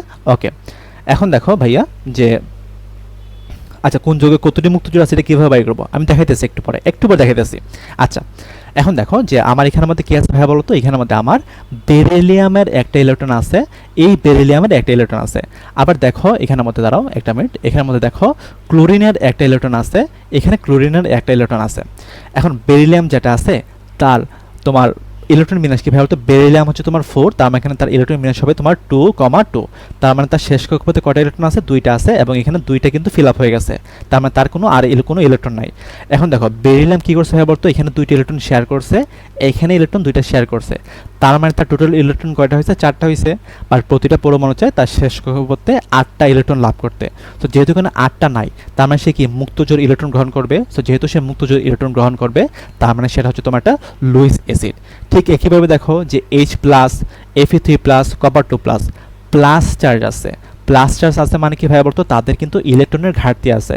সো ইলেকট্রন ঘাটতি আছে মানে কি ভাই বলতো, তারা ইলেকট্রন গ্রহণ করতে পারবে। সো ইলেকট্রন যেহেতু গ্রহণ করতে পারবে, তার মানে তারা হচ্ছে তোমার লুইস অ্যাসিড। ঠিক আছে, ওকে ওকে ওকে। এখন দেখো যে যারা মুক্তজোড় ইলেকট্রন দান করে তারা হচ্ছে তোমার ক্ষার। এখন আসি আমরা যে মুক্তজোড় কীভাবে বাইর করবো। দেখো এই যে NH3 নিলাম, দেখো নাইট্রোজেন আছে এখানের মধ্যে, তার সাথে 3টা হাইড্রোজেন আছে, তার সাথে 3টা হাইড্রোজেন আছে। ঠিক আছে, তার সাথে 3টা হাইড্রোজেন আছে। ওকে, এখন দেখো যে নাইট্রোজেন কি করলো, এখানের মধ্যে নাইট্রোজেন একটা ইলেকট্রন শেয়ার করলো, এখানে এই নাইট্রোজেন একটা ইলেকট্রন শেয়ার করলো, এখানে নাইট্রোজেন একটা ইলেকট্রন শেয়ার করলো। ঠিক একইভাবে হাইড্রোজেন এখানের মধ্যে একটা ইলেকট্রন শেয়ার করলো, হাইড্রোজেন একটা ইলেকট্রন শেয়ার করলো, এখানে হাইড্রোজেন একটা ইলেকট্রন শেয়ার করলো। এখন নাইট্রোজেনের ইলেকট্রন বিন্যাস কি ভাইয়া বলো তো? নাইট্রোজেন হচ্ছে তোমার কি 7, মানে নাইট্রোজেনের পারমাণবিক সংখ্যা হচ্ছে তোমার 7। তো পারমাণবিক সংখ্যা যদি তোমার 7 হয়, তার মানে তার ইলেকট্রন বিন্যাস কি হবে 2,5। তাহলে দেখো তার শেষ কক্ষপথে কয়টা ইলেকট্রন আছে, 5টা আছে। বাট এখানে আমরা কি করছি, 3টা এখানের মধ্যে আমরা ফিল আপ করে দিছি। তাহলে অবশিষ্ট কয়টা থাকে, 2টা থাকে। তার মানে এখানে আমরা 2 জোড়া মানে 1 জোড়া মুক্তজোড় দিয়ে দিব, 1 জোড়া মুক্তজোড় দিয়ে দিব। ঠিক আছে, ওকে। তাহলে দেখো তো ভাইয়া যে আমার এই যে অ্যামোনিয়া আছে যেটা, তার কি 1 জোড়া মুক্তজোড় ইলেকট্রন আছে। তো যেহেতু তার 1 জোড়া মুক্তজোড় ইলেকট্রন আছে, তার মানে সে দান করতে পারবে। আর দান করতে পারবে মানে কি ভাইয়া বলতো, সেটা হচ্ছে তোমার একটা লুইস ক্ষার। সে কি একটা লুইস ক্ষার। ঠিক আছে, ওকে ওকে। আচ্ছা, ঠিক একইভাবে দেখো পানির মধ্যে দেখো 2 জোড়া মুক্তজোড় ইলেকট্রন আছে। আবার ওইস মাইনাস, মাইনাস মানে কি ভাই বলতো, তার এখানের মধ্যে ইলেকট্রন আছে। মাইনাস মানে কি, মাইনাস মানে হচ্ছে তোমার ইলেকট্রন আছে। তার মানে কি তারা সবাই ইলেকট্রন ত্যাগ করতে পারবে, এই জন্য সবাই হচ্ছে তোমার লুইস ক্ষার, সবাই হচ্ছে তোমার লুইস ক্ষার। আচ্ছা ওকে, ঠিক আছে, ওকে। চলো আমরা এখন নেক্সট পেজে যাই। এখন দেখো এখানে বলছে কোনটি লুইস অ্যাসিড। দেখো ভাই এটা কতবার পরীক্ষাতে আসছে, দেখো এগ্রিতে আসছে 2বার, ঢাবিতে আসছে, জগন্নাথে আসছে, কৃষি ইউনিভার্সিটিতে আসছে, সিলেট এগ্রিকালচার আসছে, মানে এতবার আসছে এই কোশ্চেনটা। তো কোনটা হবে বলো তো ভাইয়া, যে কোনটা লুইস অ্যাসিড? অ্যালুমিনিয়াম ট্রাইক্লোরাইড না। কেন অ্যালুমিনিয়াম ট্রাইক্লোরাইড? কারণ এটা হচ্ছে তোমার তার অষ্টক সংকোচন আছে। অ্যালুমিনিয়ামের শেষ কক্ষপথে কিন্তু 6টি ইলেকট্রন আছে, সে আরও 2টা ইলেকট্রন গ্রহণ করে সে তোমার অষ্টক পূরণ হতে চায়। তো যেহেতু সে ইলেকট্রন গ্রহণ করবে, তার মানে সে হবে তোমার লুইস অ্যাসিড। তাহলে আনসার কোনটা হবে? আনসার হবে এ। ঠিক আছে, ওকে ওকে ফাইন। আচ্ছা আচ্ছা, তোমরা এত কথা বলতেছো কেন? তোমরা কি কমেন্ট করার জন্য আসো নাকি ক্লাস করার জন্য আসো আমাকে বলো তো। হুম, আচ্ছা ওকে। এখন বলছে যে সালফিউরিক অ্যাসিড কোনটির উপস্থিতিতে ক্ষার হিসেবে কাজ করে। আচ্ছা, তো সালফিউরিক অ্যাসিড তখনই ক্ষার হিসেবে কাজ করবে যখন আমি তার সাথে একটা এর চেয়ে বেশি স্ট্রং অ্যাসিড নিব। এখন তোমরা যারা রাসায়নিক পরিবর্তন আমার ক্লাস করছিলা, তখন তোমরা কি জানো না যে আমরা কীভাবে অ্যাসিডের স্ট্রংনেস বাই করি? দেখো যে আমরা এখানে কী নিলাম, H2SO4 নিলাম, H2SO4 নিলাম, আর ধরো আমি এখানে HClO4 নিলাম। ঠিক আছে, HClO4 নিলাম।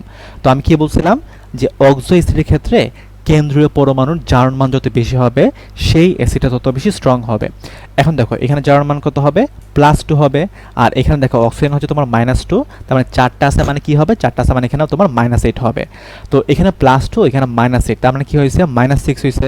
তার মানে সালফারের জারণ মান এক্স্যাক্টলি কত হইলে আমার এটার ওভারঅল মান 0 হবে? +6 হইলে। তার মানে সালফারের মান কত হবে? সালফারের মান হবে তোমার +6 হবে। কত হবে ভাইয়া বলো তো? +6 হবে। Okay fine. এখন আসি আমরা এখানে ক্লোরিন যেটা আছে তার কেন্দ্রীয় পরমাণু, মানে এখানে কেন্দ্রীয় পরমাণু জারণ মানটা বাই করি। তো হাইড্রোজেন হচ্ছে তোমার +1 আর অক্সিজেন কত? -2। তার মানে এখানে যেহেতু 4টা আছে, তার মানে এখানে কি হবে? -8 হবে।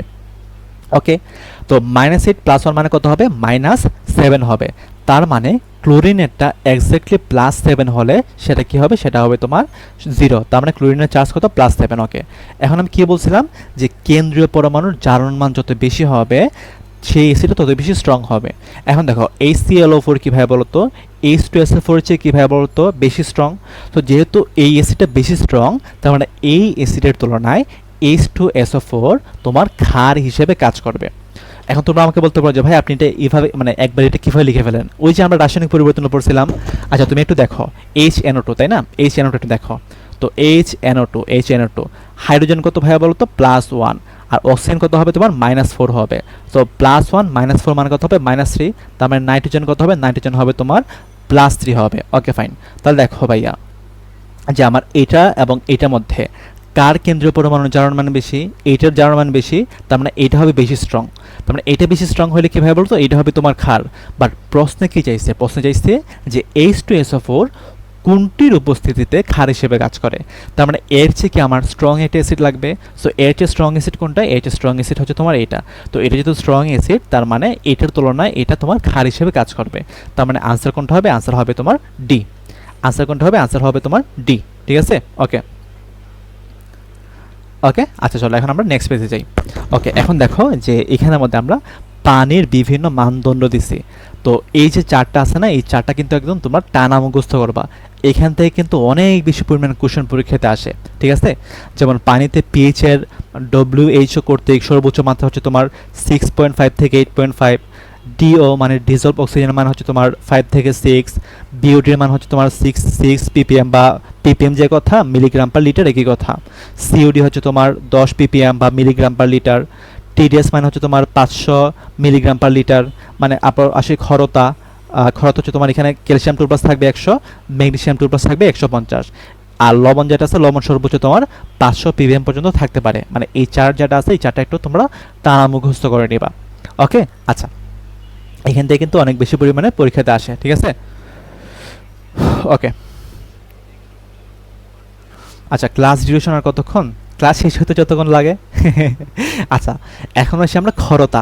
তো ক্ষরতা মানে কি হয় বলো তো, ক্ষরতা মানে হচ্ছে পানিতে যদি তোমার ক্যালসিয়াম 2+, ম্যাগনেসিয়াম 2+, অ্যালুমিনিয়াম 3+, এবং Fe2+, এই আয়নগুলো থাকে, তখন সেটাকে আমরা বলি পানির ক্ষরতা। কি বলছে ভাইয়া বলতো, পানিতে যদি তোমার এই আয়নগুলো থাকে তখন সেটাকে আমরা বলি মানে পানির ক্ষরতা বা ক্ষরপানি বলি। এখন ক্ষরতা হচ্ছে তোমার দুই প্রকার। ঠিক আছে, ক্ষরতা হচ্ছে তোমার দুই প্রকার। একটা হচ্ছে স্থায়ী ক্ষরতা, আরেকটা হচ্ছে তোমার অস্থায়ী ক্ষরতা। ঠিক আছে, আরেকটা হচ্ছে তোমার অস্থায়ী ক্ষরতা। ঠিক আছে, ওকে ওকে। ক্লাসে বেশি সময় লাগবে না, আর হাইস্ট সর্বোচ্চ 20 মিনিট বা এরকম। ঠিক আছে, আর বেশিক্ষণ লাগবে না, প্রায় শেষের দিকে আছি আমরা। দাঁড়াও দেখি আমি, হ্যাঁ একদম শেষের দিকে আছি, বেশি সময় লাগবে না, সর্বোচ্চ 20 মিনিট লাগবে। ওকে, এখন কথা হচ্ছে ভাই যে স্থায়ী ক্ষরতা কখন হয়, অস্থায়ী ক্ষরতা কখন হয়। তো তুমি যখন দেখবা যে সালফেট লবণ আছে, মানে এই যে আয়নগুলো আছে, এই আয়নগুলার সালফেট লবণ অথবা ক্লোরাইডের লবণ থাকবে, তখন সেটাকে আমরা বলবো স্থায়ী ক্ষরতা। আর যখন তুমি দেখবা এই আয়নগুলার বাইকার্বনেট লবণ আছে, তখন সেটাকে আমরা কি বলবো, অস্থায়ী ক্ষরতা বলবো। যেমন ধরো আমরা যদি তোমাকে বলি যে ক্যালসিয়াম সালফেট, ম্যাগনেসিয়াম ক্লোরাইড, দেখো তো ভাইয়া যে আমার এই আয়নগুলার কিন্তু সালফেট এবং ক্লোরাইড লবণ আছে, তার মানে এগুলো হচ্ছে তোমার স্থায়ী ক্ষরতার জন্য দায়ী। আর ধর আমি এখানে কি নিলাম যে ক্যালসিয়াম বাইকার্বনেট নিলাম, অথবা ধরো সাপোজ আমি ম্যাগনেসিয়াম বাইকার্বনেট নিলাম, তখন এইটাকে আমরা কি বলবো, এগুলোকে আমরা বলবো অস্থায়ী ক্ষরতার জন্য দায়ী। তো তুমি এখানে জিনিস মাথায় রাখবা যে অস্থায়ী ক্ষরতাকে আমরা তাপ দিলে সেটাকে আমরা দূর করতে পারি। মানে আমরা তাপ দিলে আমরা সেটাকে দূর করতে পারি, তাপ দিলে দূর করতে পারি। বাট আমরা যখন স্থায়ী ক্ষরতার মধ্যে তাপ দিলে সেখানে তোমার দূর হবে না। অস্থায়ী ক্ষরতার মধ্যে আমরা তাপ দিলে এই লবণগুলো কি হবে বলতো, দূর হয়ে যাবে। বাট স্থায়ী ক্ষরতার মধ্যে আমরা যদি তাপ দিই, তখন এই লবণগুলো কিন্তু দূর হবে না। ঠিক আছে, তো এইগুলো ছিল আমার ক্ষরতা নিয়ে কথাবার্তা। ঠিক আছে, আচ্ছা ঠিক আছে, ওকে গুড। এখন আসি আমরা যে নিচের কোন মানটি দূষিত পানির নির্দেশক। দেখো তো এখানে কি জাবিতে আসে, দেখো জাবিতে কিন্তু ইনফরমেটিভ কোশ্চেনগুলো বেশি আসে।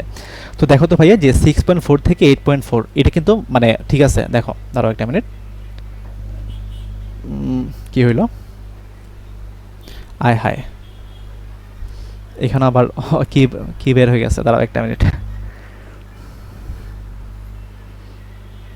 আজকে এত সমস্যা হইতেছে কেন ভাই?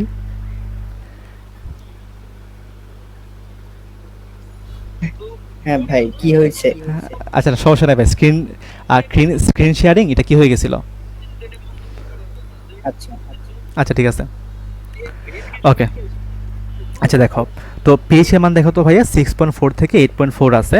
সো দেখো এখানে কিন্তু 6.4 থেকে 8.4 বা 6.5 থেকে 8.5, মানে এটা মোটামুটি ম্যাচ করে। এখন দেখো যে এখানে ডিসলভ অক্সিজেনের মান কত দেওয়া আছে, 6 মিলিগ্রাম পার লিটার দেওয়া আছে। তো এখন তো আমার এখানের মধ্যে কী ভাবে বলতো 5 থেকে 6 ছিল, তার মানে এটা কিন্তু মোটামুটি কারেক্ট। এখন দেখো যে বিওডির প্রশ্ন কতটুকু ছিল, বিওডি ছিল তোমার 6 ছিল বিওডি, বাট এখানে অপশন কতটুকু আছে ভাইয়া বলতো, 2 আছে। তার মানে দেখো তো ভাইয়া যে এটা কি আমার দূষিত পানির নির্দেশক না, হ্যাঁ এটা হচ্ছে আমার দূষিত পানির নির্দেশক, ঠিক আছে। আচ্ছা দাঁড়াও একটা মিনিট, হ্যাঁ এটা হচ্ছে তোমার দূষিত পানির নির্দেশক, যেহেতু এটা তোমার 2 আছে, ঠিক আছে। ওকে ওকে, আচ্ছা এখন আসি আমরা, চলো খুব পরের কোশ্চেনটাতে ঢুকি। যে কি বলছে, একটি পুকুরের পানির ডিজলভ অক্সিজেনের মান 4 হলে পানিটি হলো বিশুদ্ধ পানি, দূষিত পানি, মৃদু পানি, ক্ষারীয় পানি। আচ্ছা, তো তুমি মাথায় রাখবা যে ডিজলভ অক্সিজেনের মান যত বেশি হবে পানিটা তত বেশি বিশুদ্ধ হবে, পানিটা তত বেশি বিশুদ্ধ হবে। আর আচ্ছা, পানি তো তত বেশি বিশুদ্ধ না হয়, আমি তোমাকে বলি যে পানিটা তত বেশি পরিষ্কার হবে, পানি তত বেশি পরিষ্কার হবে। আর পানি যত বেশি পরিষ্কার হবে আমার দূষণ কি তত কম হবে না, দূষণ তত কম হবে। ডিজলভ অক্সিজেনের মান যত বেশি হবে পরিষ্কার তত বেশি হবে, মানে পানিটা তত বেশি পরিষ্কার হবে। আর পানি পরিষ্কার হওয়া মানে কি আমার সেখানে দূষণের পরিমাণ কম থাকা। এখন দেখো যে WHO কর্তৃক ডিও এর মান কত ছিল ভাইয়া বলতো, ডিও এর মান ছিল 5 থেকে 6 ছিল। এখন দেখো তো ভাইয়া যে ডিজলভ অক্সিজেনের মান কি 5 থেকে 6 এর চেয়ে কমে গেছে, তার মানে দেখো ডিজলভ অক্সিজেনের যেহেতু মান কমে গেছে, তার মানে তুমি আমাকে বলো পানিটা কি, দূষণটা কি ভাইয়া বলতে বেশি হয়ে গেছে না, পানির দূষণটা বেশি হয়ে গেছে। সো ডিজলভ অক্সিজেনের মান যেহেতু আমার কমে গেছে, তার মানে এই পানিটা কি হবে, পানিটা হবে তোমার দূষিত পানি। কি হবে আনসার, কি হবে, এটা দূষিত পানি হবে, তার মানে আনসার হবে তোমার বি, ঠিক আছে। ওকে, এখন আসি আমরা যে পানিতে দ্রবীভূত অক্সিজেনের পরিমাণ কমে গেলে কি হয়, তুমি আমাকে বলো তো ভাইয়া, যে পানিতে ডিজলভ অক্সিজেনের মান যদি কমে যায় তখন কি হয়, পানিটার দূষণ মাত্রা বেড়ে যায়, আমরা এখানে একটু আগে দেখছিলাম। তার মানে ডিজলভ অক্সিজেনের পরিমাণ কমে গেছে মানে আমার পানির দূষণ মাত্রা ক্রমান্বয়ে বেড়ে যায়, এখানে কি হবে, বেড়ে যায়, ঠিক আছে। তার মানে আনসার কোনটা হবে, আনসার হবে এ, ঠিক আছে। আনসার কোনটা হবে, আনসার হবে এ। ওকে গুড, আরে সেরা, তোমরা তো সবাই পারো। আচ্ছা এখন কি বলছে, যে একটি নদীর পানিতে অক্সিজেন মানে ডিজলভ অক্সিজেনের পরিমাণ 2 মিলিগ্রাম পার লিটার। এখন বলছে গুণগতভাবে উক্ত নদীর পানির মাছ এবং অন্যান্য জলজ প্রাণীর জন্য সেটা কি হবে, অত্যন্ত খারাপ, অত্যন্ত ভালো, ভালো। দেখো আমার ডিজলভ অক্সিজেন যেটা আছে সেটা আমার কত হওয়ার কথা ছিল, 5 থেকে 6 হওয়ার কথা ছিল, বাট এইখানের মধ্যে আমার কতটুকু আছে, 2 আছে। তার মানে দেখো ডিজলভ অক্সিজেনের মান কী ভাই বলতো, অনেক বেশি পরিমাণ কমে গেছে। আর অনেক বেশি পরিমাণ কমে গেছে মানে কি ভাই বলতো, আমার দূষণের মাত্রা অনেক বেশি পরিমাণে বেড়ে গেছে। তার মানে এটা যেহেতু দূষণের মাত্রা অনেক বেশি হয়ে গেছে, তার মানে সেটা কি জলজ প্রাণীর জন্য কি ভাই বলতো, অনেক বেশি খারাপ হবে না, অত্যন্ত খারাপ হবে। তার মানে আনসার কোনটা হবে, আনসার হবে এ, ঠিক আছে। ওকে, আচ্ছা এখন বলছে যে কোন ধরনের দূষক ডিজলভ অক্সিজেনের পরিমাণ কমায়। আচ্ছা, তো ডিজলভ অক্সিজেনের পরিমাণ কমানো মানে কী হয় বলো তো, ডিজলভ অক্সিজেনের পরিমাণ কমানো মানে আমার দূষণের পরিমাণ বৃদ্ধি করা। এখন তুমি আমাকে বলো যে কোনো ধরনের দূষকে কি পানি দূষণ করবে না, আর পানি দূষণ করবে মানে কী ভাবে বলতো, ডিজলভ অক্সিজেনের মানটা কমে যাবে। তার মানে যেহেতু যে কোনো ধরনের দূষকই পানি ডিজলভ অক্সিজেনের মান কমায় ফেলে, তার মানে আনসার কোনটা হবে, আনসার হবে ডি, 1 2 3 এই তিনটা হবে আমার আনসার, ঠিক আছে। আচ্ছা আচ্ছা ওকে, এখন বলছে যে নিচের কোনটি পানিতে থাকা জৈব বস্তুর উপস্থিতি নির্দেশ করে। আচ্ছা তুমি এটা একটা ট্রিক্সের মধ্যে মাথায় রাখতে পারো। দেখো জৈব মানে কি ভাবে বলতো, জৈব মানে হচ্ছে তোমার জীব, তাই না, জৈব মানে হচ্ছে তোমার জীব। ওকে, এখন আমরা এখানে দেখি যে কোথায় জীব ওয়ার্ডটা আছে। দেখো ডিও মানে কি ডিজলভ অক্সিজেন, বিওডি মানে কি ভাবে বলতো, বিওডি মানে হচ্ছে তোমার তোমার biochemical, biochemical, biochemical, biochemical oxygen demand, biochemical oxygen demand, ঠিক আছে। ওকে ফাইন, এখন দেখো তো ভাইয়া যে এখানের মধ্যে আমার কি আছে, বায়ু ওয়ার্ডটা লেখা আছে। আর বায়ু মানে কি ভাই বলতো, জীব বোঝায় না, বায়ু সম্ভবত জীব বোঝায়, যারা মানে বায়োলজি ভালো পারো তারা মানে বলতে পারবে আর কি। তাহলে দেখো তো যে আমার কোথায় এখানে জীব ওয়ার্ডটা আছে, বিওডিতে আছে, তার মানে আনসার কোনটা হবে, আনসার হবে বি।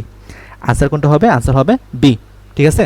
ওকে, আচ্ছা এখন বলছে যে নমুনা পানিতে ডিও এর মান 6 ppm হলে, আচ্ছা ppm না, এটা হবে তোমার 6 ppm হলে প্রতি 1000 কেজি পানিতে ডিজলভ অক্সিজেনের পরিমাণ কত গ্রাম। আচ্ছা ফাইন, এখন তুমি আমাকে বলো ভাইয়া যে পিপিএম মানে কি। পিপিএম মানে হচ্ছে তোমার মিলিগ্রাম পার লিটার, মানে প্রতি লিটারে কত মিলিগ্রাম আছে।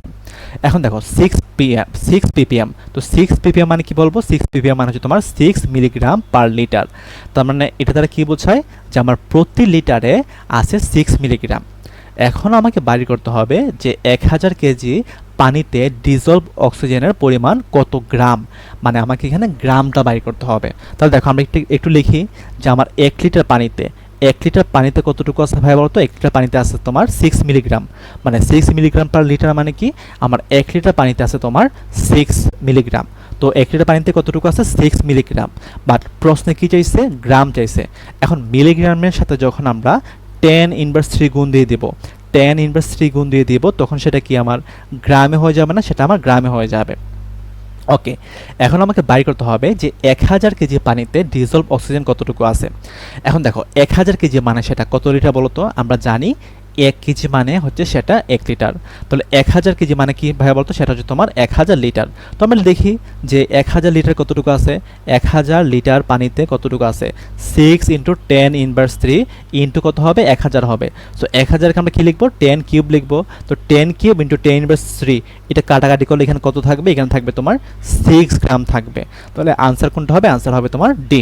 আনসার কোনটা হবে, আনসার কোনটা হবে তোমার ডি হবে। ঠিক আছে, এই কেন হবে, 1000 লিটার তো বলছে তাই না। আচ্ছা ওকে, এখন আসি অ্যাসিড বৃষ্টি। তো অ্যাসিড বৃষ্টির ক্ষেত্রে দেখো আর বেশি সময় নাই, আমরা বেশিক্ষণ পড়বো না, আর সর্বোচ্চ 5 থেকে 7 মিনিট পড়বো, তারপর শেষ করে দেবো আমরা।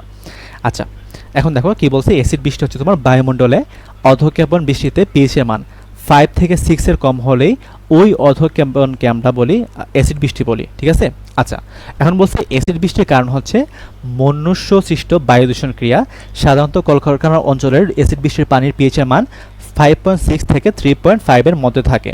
এবং এখানে কি বলছে, এর মূলে 3টি অ্যাসিডের H2SO4, আচ্ছা H2SO3, H2SO4, HCl, HNO3 এই গ্যাসগুলো থাকে, বা এই গ্যাসগুলোর তোমার এই অ্যাসিডগুলোর ভূমিকা থাকে। এখন বলছে যা প্রাইমারি বায়ুদূষক মানে সালফার অক্সাইড এবং নাইট্রোজেন অক্সাইড হতে উৎপন্ন হয়। ঠিক আছে। আচ্ছা ওকে ফাইন। ওকে, এটা ছিল আমাদের কথাবার্তা আর কি। আচ্ছা, তো তুমি এখানে কি মাথায় রাখবা যে এখানে পিএইচ এর মান কত থাকে ভাইয়া বলো তো, 5.6 থেকে 3.5 এর মধ্যে থাকে। তার মানে আমরা যদি এটাকে এভাবে লিখি যে 3.5 এর সমান অথবা এর চেয়ে বেশি, এবং 5.6 এর চেয়ে কম অথবা এর সমান। ঠিক আছে, মানে আমার পিএইচ এর মান কত থাকে ভাইয়া বলতো, 3.5 থেকে 5.6 এর মাঝামাঝি থাকে। ওকে, আচ্ছা ওকে ফাইন।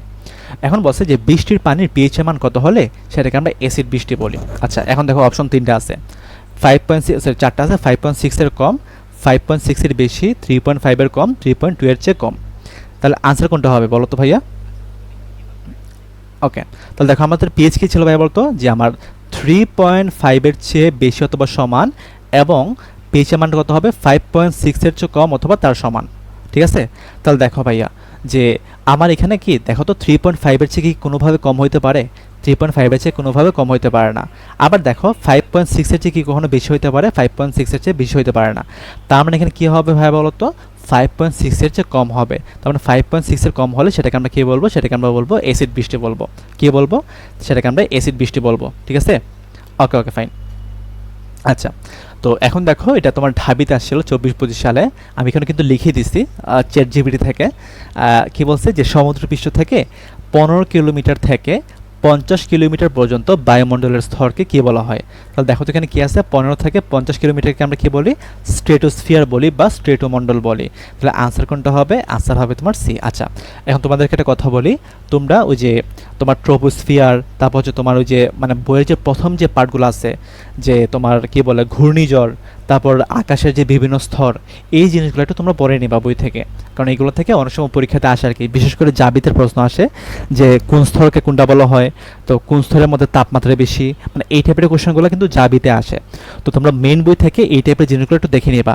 মেইন বই আমি লিখে দিই, মেইন বই থেকে তোমরা কি করবা, মেইন বই থেকে তোমরা যে প্রথমে যে জিনিসগুলো থাকে, যে বায়ুমণ্ডলের বিভিন্ন স্তর, বায়ুমণ্ডলের স্তর, তারপর হচ্ছে তোমার এই যে এই কি বলে ঘূর্ণিঝড়, তারপর হচ্ছে তোমার বায়ুর বিভিন্ন উপাদান, বায়ুর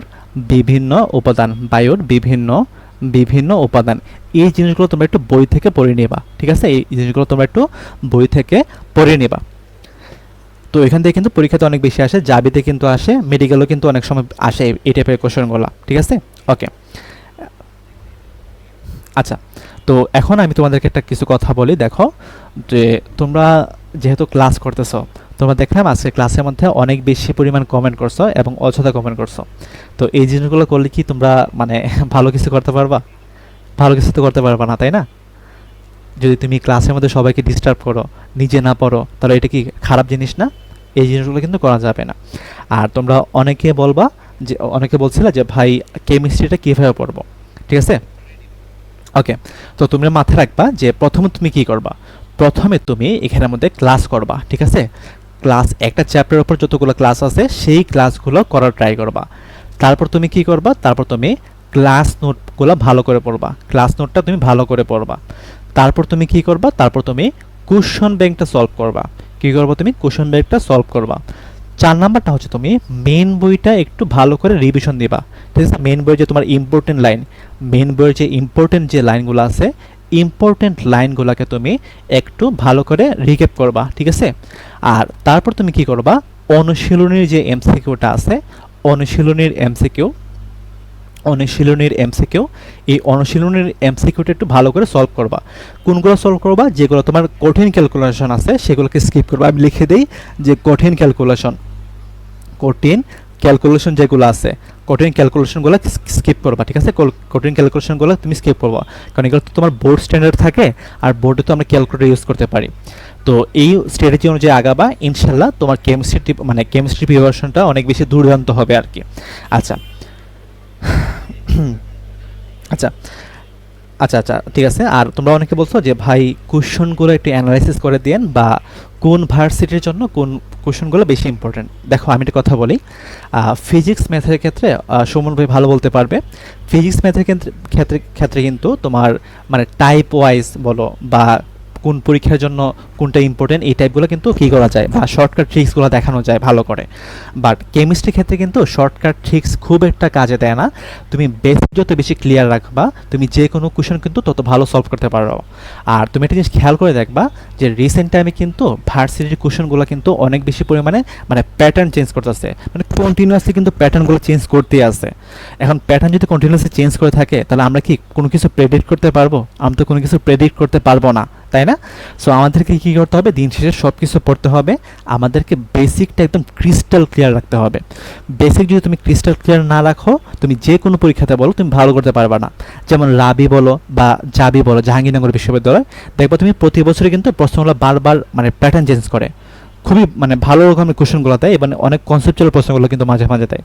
সো আমরা যদি বেসিকটা ক্লিয়ার না রাখি, তাহলে কিন্তু আমরা এই জিনিসগুলো সলভ করতে পারবো না। সো তুমি কেমিস্ট্রির মধ্যে শর্টকাটের চেয়ে তুমি বেসিক ক্লিয়ারটাকে বেশি প্রায়োরিটি দাও, ঠিক আছে? বেসিক ক্লিয়ারটাকে বেশি প্রায়োরিটি দাও। বেসিক ক্লিয়ার থাকলে তুমি দেখবা যে কোনো কোশ্চেন তুমি ইজিলি সলভ করতে পারবা, যে কোনো কিছু ইজিলি অ্যাপ্রোচ করতে পারবা, ঠিক আছে? ঠিক আছে, আচ্ছা। এই শিশিরাঙ্ক নাকি?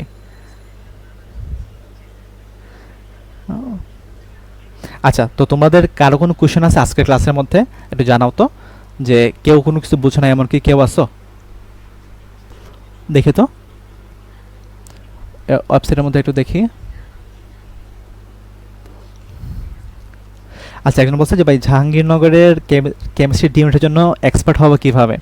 আচ্ছা, তুমি কি করবা আমি বলি, মেইন বইটা ভালো করে পড়বা, মেইন বইয়ের দাগানো লাইনগুলো পড়বা, মানে আমি যে যে স্ট্র্যাটেজিগুলো দিছি ওই স্ট্র্যাটেজিগুলোটি তুমি একটু ভালো করে ফলো করবা, তাহলে ইনশাল্লাহ হয়ে যাবে, ঠিক আছে?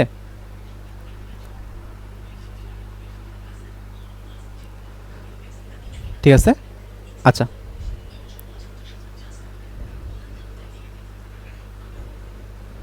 আচ্ছা। আর দিন শেষে আমি এটাই বলবো, তোমরা বেসিকটা ক্লিয়ার রাখার ট্রাই করো। বেসিক যদি ক্লিয়ার না রাখো, তুমি যতই শর্টকাট শিখো, যতই কিছু করো, তুমি কিন্তু দিন শেষে মাথায় রাখতে পারবে না, মানে মনে রাখতে পারবে না, মানে কেমিস্ট্রির ক্ষেত্রে আর কি। বাট ফিজিক্স ম্যাথের ক্ষেত্রে কিন্তু শর্টকাট ট্রিক্সটা অনেক বেশি গুরুত্বপূর্ণ, কারণ শর্টকাট ট্রিক্সের মাধ্যমে তুমি অনেক জটিল জটিল ক্যালকুলেশন খুব ইজিলি করে ফেলতে পারবা। বাট কেমিস্ট্রিতে কিন্তু শর্টকাটটা খুব একটা বেশি থাকে না, বা শর্টকাটটা মানে ভালোভাবে খুব একটা অ্যাপ্লাই করা যায় না, কারণ হচ্ছে তোমার এখানে বেসিক ক্লিয়ার করাটা বেশি ইম্পর্টেন্ট আর কি। আচ্ছা, আর তোমরা আচ্ছা, স্লাইডটা তাড়াতাড়ি দিয়ে দেবো, তো আমরা ক্লাসটা শেষ করে ফেলি, হ্যাঁ? ওকে। আচ্ছা, দেখি আমি আরও কিছু কমেন্ট দেখি।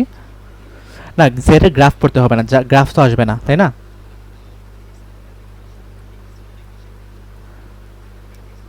ক্ষরতা অর্থ কি? আচ্ছা, ক্ষরতা মানে কি? ওই যে আমি বলে দিছিলাম যে ক্যালসিয়াম, ম্যাগনেসিয়াম এই আয়নগুলো থাকলে সেটাকে আমরা বলি পানির ক্ষরতা আর কি, মানে পানি ক্ষর আছে।